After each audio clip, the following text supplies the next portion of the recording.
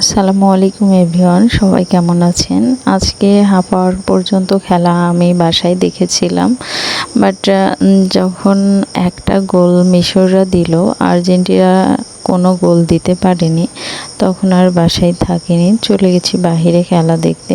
আসলে বাহিরে খেলা দেখার মজাটাই আলাদা, সবাই একসঙ্গে আর বড় পর্দাতে। তারপরেও মজার মধ্যেও অনেক টেনশান হচ্ছিল আমার, অনেক কি বলবো, অনেক অনেক টেনশান হচ্ছিল আর বুকের ভিতরে কেমন ধক ধক করছিল।